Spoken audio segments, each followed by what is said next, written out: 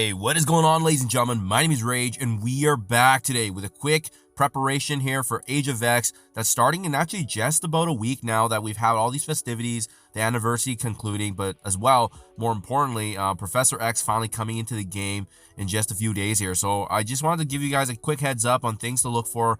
Obviously, it's about the marathon and not a sprint, and planning and preparation is always going to be the utmost when you're unlocking some of these, the most powerful characters in the game. Having said that, if you've been following me along since the beginning of this journey, you'll know that Age of X really started with the different trials all the way back to Old Man Logan. We had Shadow King shortly afterwards, but we also had kind of a surprise release in itself with Odin actually joining the Dark Dimension 8 mix. Hence, you see his screenshot there, as well as last but not least, Lilandra joining near the beginning of the year here for 2025, but as well actually being noted as one of the few required characters specifically for Xavier himself. Now, what I found really helpful was there was a new infographic that they released on the website. It's been on there for I think a couple weeks now, but I just haven't had a chance to bring it up and discuss. But you can see here, they've done a very good visual here in terms of how you're going to be unlocking Xavier, right? There's going to be 4 mini bosses that you'll be going through. Chapter 1 being Nimrod, Chapter 2 Gladiator, 3 Shadow King, and then even a Dark Xavier himself. Now, depending on how you do this, right, there's going to be 3 different difficulties: hard, heroic, and extreme. And depending on those difficulties, it's going to be requiring different levels of requirements for your team, right? And now, having said that, it's nice that they've already broken it out for us. But what I wanted to bring for your guys' attention and how we can best prepare right now is knowing what sections that are going to be starting to be the bottleneck for really the majority of players, Krakens, whales, spenders, including the free-to-play. Because right now, the finite resource is Gear 20. And even then, right now, you can't even buy that. It's only available through the X coins and obviously other events where you could spend to do better in those events. But even then, it is a bit of a gamble because it's all based on the leaderboards, such as the current Sword Satellite event that we have right now. But why I wanted to bring this to your attention, guys, is this is the exact same as when you're planning for Dark Dimension, right? You don't want to be investing in characters sooner, because that may actually cripple you in your progression. For example, if I already built up Lilandra and Hero Cosmic characters, which is available for and required for Chapter 4, you may not be able to have the necessary Gear 20 pieces or investments to actually, start off Chapter 2, which is actually going to be the first chapter that we really need these Gear 20 characters, right? You can see it starts off with City. Then, only then does it actually progress to the next section, which is Global, but only starting with the villain global characters, and then followed by Hero, finally villain Cosmic, and then you have that requirement of Lilandra and the Hero's Cosmic characters. That's why it's extremely important, guys. If you are bringing up some of your characters already Gear 20, I caution you, because make sure you're reviewing the uniques. I made a video on this a few weeks back ago as well on some of the uniques to watch for, and that could also be the pinch, right? The 2 bottlenecks right now is Gear 20 as well as the Crimson uniques, because those 2 are going to be essentially what's blocking you from upgrading your characters. And now that we've had the overpower mechanic being introduced in the game, everyone's going to feel that squeeze. Everyone's going to feel that pressure to upgrade characters. And having said that, that might ultimately be deceiving right now, because you could be upgrading characters that you may potentially already be bringing up with those resources to obviously Age of X. And remember, with this game anyways, you always want access to the best characters before other players, but that way you have that competitive advantage. That way you can use them against them, and more importantly, Professor Xavier is going to be the top of that cut for sure. So I did want to spend a couple minutes here just talking real quickly about what we're going to be essentially looking to build here, right? Because if you want to start off, again, that marathon and not a sprint, well, you got to focus on what you can actually grasp at hand here, which is the city section. Now, thankfully, they gave us a pretty broad bucket here for the city section. I mean, there's a lot of different characters you can upgrade here. Vigilante, Night Stalkers, Spire Society, as well as Hive Mind, all having some sort of mixture in that city setting. Having said that, there are right choices and there are wrong choices.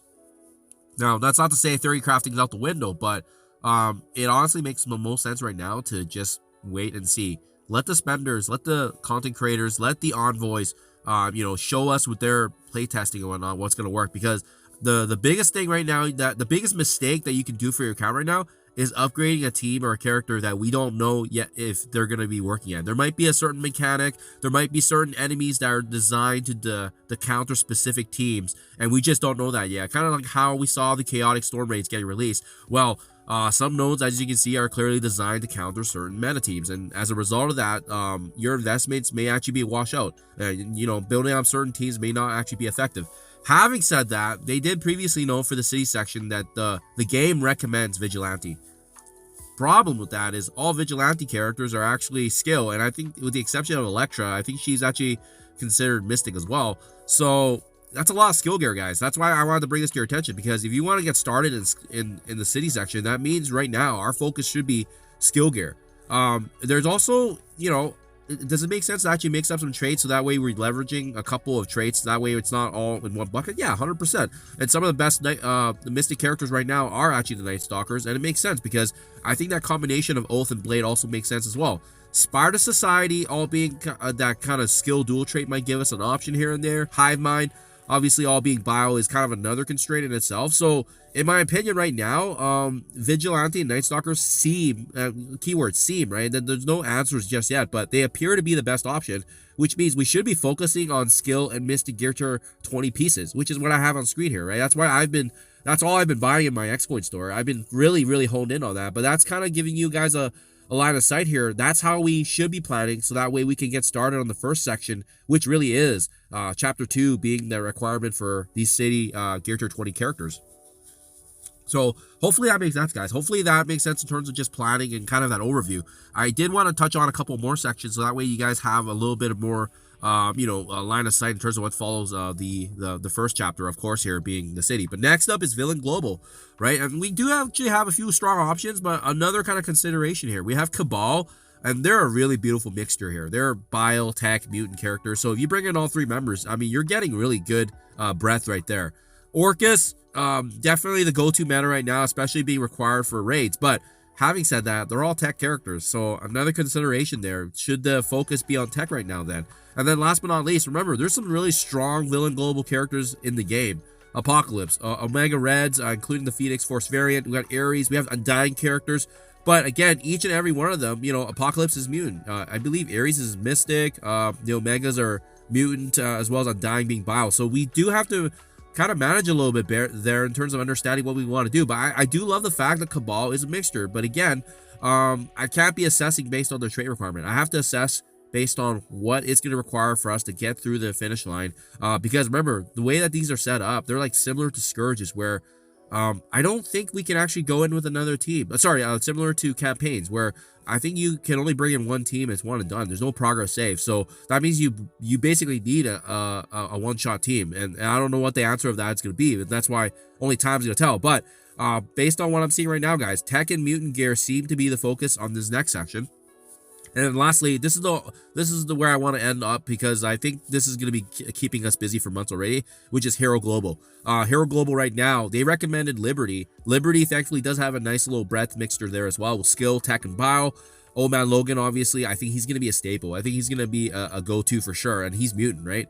Then we also have Immortal and Canny Avengers and X-Men, right? So we have that mixture of mutant and mystic characters, and Black Knight still hands down one of the most useful characters in the game in terms of where you can slot him in, and just him having really strong stats, him being a counter to a lot of the meta characters, balanced trade. So I think for the Hero Global section, it's going to be kind of up to your discretion, but I think this one's going to be balanced with the focus on mutant, because remember, we do want Old Man Logan to be joining the mix here, as he's going to be hands down one of the best options.